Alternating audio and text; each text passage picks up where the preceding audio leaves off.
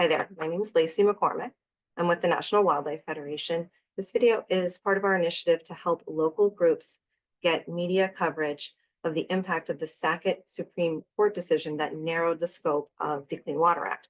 We have another section of this toolkit that goes into much more detail, but very briefly, the Sackett decision sets out a test that most wetlands in this country will not meet. And this will have a very big nationwide impact, particularly in states without their own layer of protections. One second, let me move the slide. In order to get media coverage in your state, the media in your state needs to know what it will mean locally. So, the first thing that a local group needs to do is to give a best guess, your best guess of the estimate, your best guess estimate of what the impact will be. Now, I just want to acknowledge that a lot of people who are in the conservation community are not very comfortable going forward with an estimate. But that's really all that you can do because no one knows yet exactly how this will be implemented on the ground. Not long after the decision came out, EPA in a press conference gave a verbal estimate of up to 63%.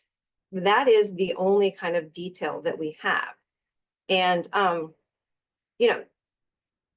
many reporters looking at that kind of up to 63% just reported that as more than half.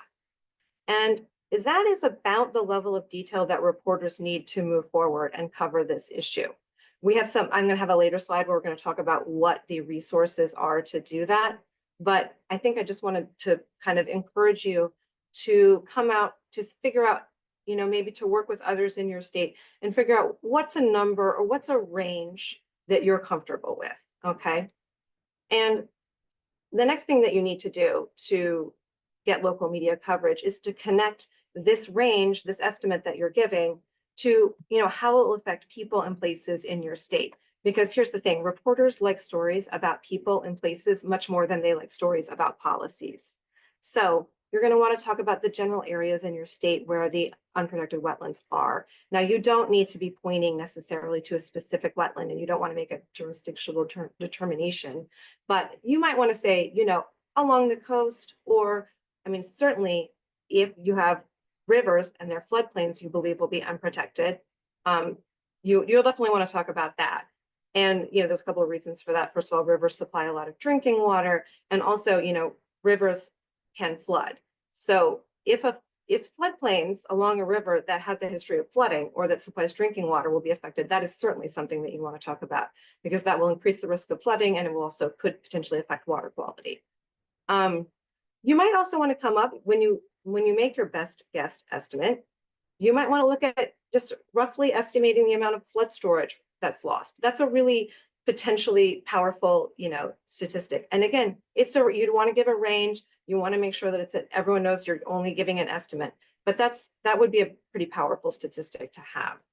And you're going to want to connect it to extreme weather and people. We all know that climate change is real and that it's happening and that it's getting worse, but I think you want to connect it to extreme weather that people are already seeing rather than warning them of extreme weather that's coming in the future. And that's based on polling that I've seen that shows that people just the public doesn't yet understand, what is coming. And if we want to make stories that kind of land with the public, then we need to meet them kind of where they are. You're also going to want to connect it to wildlife in your state. So here's some examples. All those headlines are clickable, and you can look at those. Those are just examples of sort of, broad brush kind of introduction to the issue stories that have been run. You're going to see that a lot of them are in South and North Carolina. That's because in North Carolina, there's been a lot of action on this issue.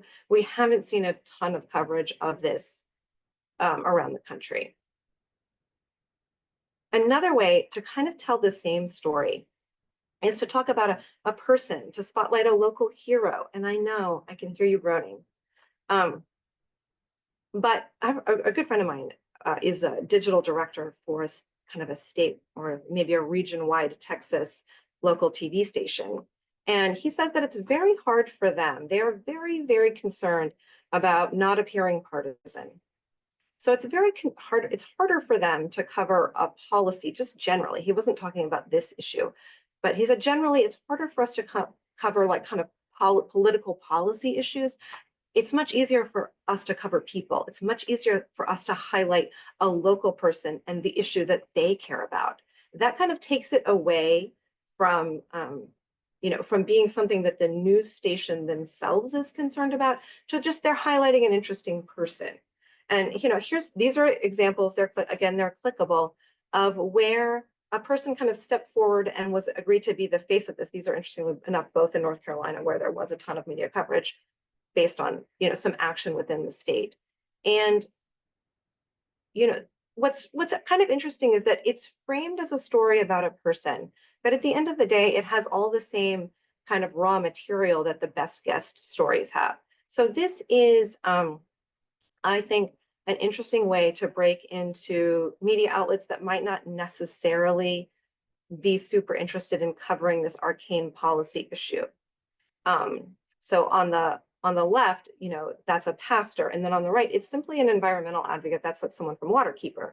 And both these stories really get at the same kind of great messaging, but they just kind of agreed to make themselves the face. And that's, again, I said it before, reporters love stories about people and they love stories about places, but they like stories about policy much less. So it's sort of a way to just make it a lot more palatable. There's some other ways to connect the dots, and again, clickable headlines. You can make the connection to wetlands if there's a disaster in your state, or perhaps on the anniversary of a disaster. And sort of my recommendation here for timing would be, if there is a flood in your state, you definitely want to wait until everyone's safe. But you don't want to wait too long. It's kind of this magic timing. This story came out 1 week after the flood happened. That they held a press conference a week after the flood happened. That I think is kind of, ideal timing. You don't want to wait too long. Another way to get media to cover it is to loop it into story about, a positive story. As conservationists, we often go forward to the media with a gloom and doom, and this is certainly a gloom and doom story. But if you can wrap it up in a little bit of a positive frame, that makes it easier for reporters to cover. So if you want to talk about, wetlands restoration is a solution, or you could talk about a specific wetland that is being restored. And then you could say, well, that's more important than ever because of the Sackett decision, right? And I think a really potentially powerful frame that, once again, you're going to have to kind of move forward without a ton of data behind it, is to talk about pocketbook impacts of this decision. Homeowners insurance, these costs are skyrocketing across the country. And so if you can connect wetlands loss to potential increases, to increased flooding and then higher, homeowners insurance rates, we essentially know that that is true, that if we lose a ton of wetlands, flooding will increase and homeowners, insurance will increase. And again, I'm going to get to a resources page. We've got some data on that.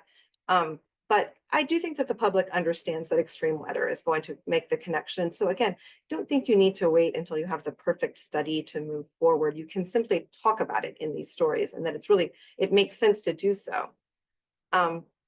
And another frame that's maybe a little bit more challenging to research and come up with, but is to spotlight sort of ongoing inequities. And they do exist, There's inequities in how disaster aid is distributed. There's inequities just in terms of past infrastructure decisions are, impacting and create, lack of, I've lost my train of thought here, but, homes in lower income areas typically are more likely to flood, and that's not an accident. And it also has to do with past lack of investment.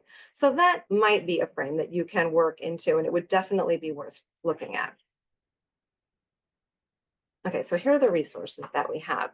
Again, you're not going to look at all these resources and necessarily immediately know what the answer is, but the Wetlands Mapper is the sort of federal database for wetlands. So this is the #1 resource that you should use in order to, when you're trying to make your estimate. There's a manual, there's a video on how to use it. There's downloadable map data for each state, and ArcGIS has a layer using this data. Again, it's going to take a little bit of doing, but for you to figure out what is your best estimate.